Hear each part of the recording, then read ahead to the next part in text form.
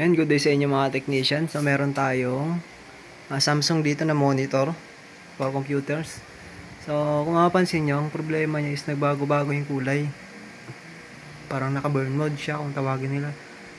So tingnan natin kung ano naging problema nito. Actually nabuksan ko na to, and ang unang problema niya is power. Wala siyang power. So nagpalit tayo ng fuse kasi yung kanyang power supply is meron siyang dalawang fuse. Isa sa main, tsaka isa para sa kanyang regulator. So sa power supply. Ngayon tignan natin kasi okay na siya, may power na, stable, pero nag-iba yung kulay. Iba-iba oh. Ayan. So tignan natin yung kanyang loob. And actually nabuksan ko na nga ito kasi nakita ko na. Ayan. Tapos tignan natin, try natin linisin yung kanyang flex. Kasi baka yan may problema sa flex, pwedeng madumi or wala sa tamang connection. So tignan natin. Try natin linisan yung kanyang connection. So dito muna. Kasi ito okay naman siya, malinis. Dito naman tayo.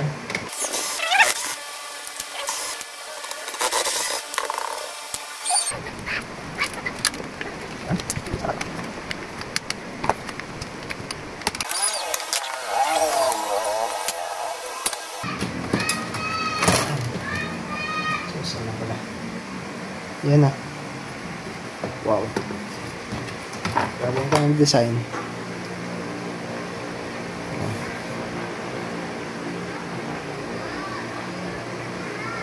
So, kaya natin tignan to, kanyang flex. Kaya natin detach muna natin. So, ba't ang hirap tanggalin? Kahit natanggalin yung lock. Uy.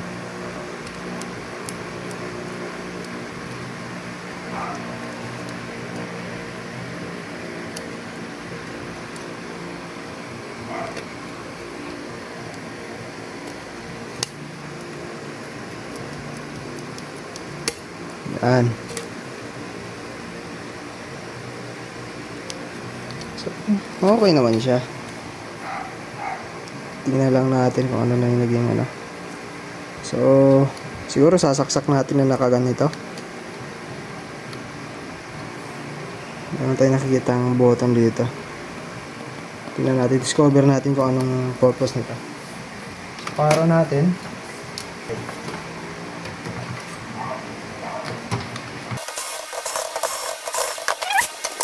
Ayun mo natin to.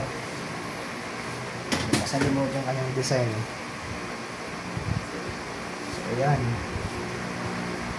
So, natin ko yung backlight.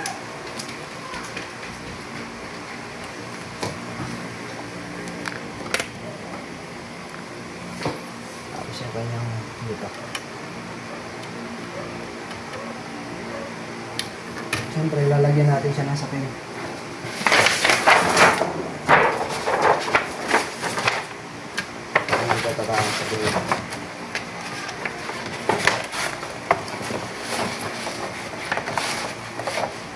Ayan, then ready for testing. Okay. Ito na rin ito kanyang receiver. Next lang.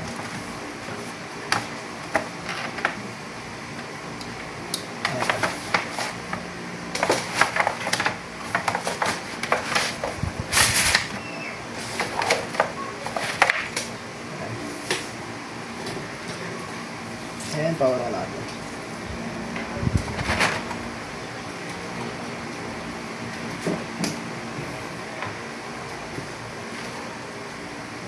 Okay, may power na siya. Ito, nag-blink na.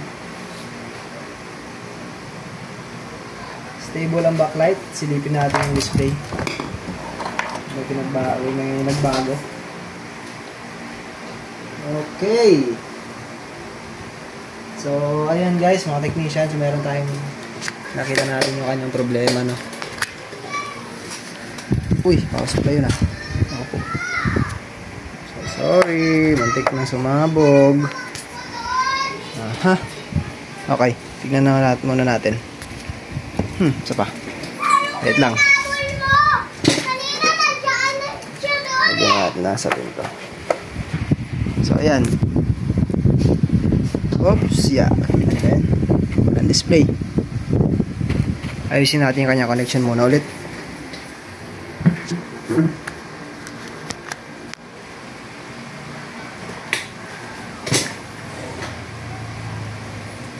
So, ayan. May nakita tayo. Nagka-problema sa kanyang connector. Sa kanyang flex wire. So, may problema dito. Pag nilidiinan ko to, okay yung display. So, titignan natin siya maayos. Ililinisin natin. Tingnan natin kung paano ito magagawa ng paraan. Yan. Tingnan natin itong kanyang loob nito. Then, check natin kasi dito lang nagkaka-problema. So, balikan ko kayo mamaya ka-technician kasi ayusin natin ito. Medyo matagal ito. Okay? So, ayan mga technician, no? Okay na. So, yan lang naging problema niya. Nag-iba-iba yung kulay. Ayan. So, ang gagawin lang natin doon is first, yung kanyang flex. Yung from motherboard na pupunta sa sa LCD screen. LCD panel board. So, linisin lang natin yun. Yung pinakaunang option natin. Then, I think, doon lang muna tayo.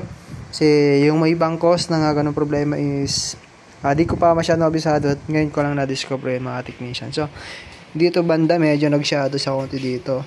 So, may something siya dito sa LCD. So, ano na to? LCD na to. Ayun ang kanyang problema. Tingnan natin ibang function. Pinilitan na saan. So, kailangan pala niya makonekan ng signal. But, so far, okay na siya. So, ayan lang naging problema sa kanya mga technician. No? Kailangan lang natin na siya ng connection para makita natin pinakang viewing na. But, this time, okay na kasi okay na yung pansin naman natin, okay na yung kanyang LCD. So, ayun. Salamat sa inyong panonood mga technician at sana may natutunan kayo sa video na ito. God bless!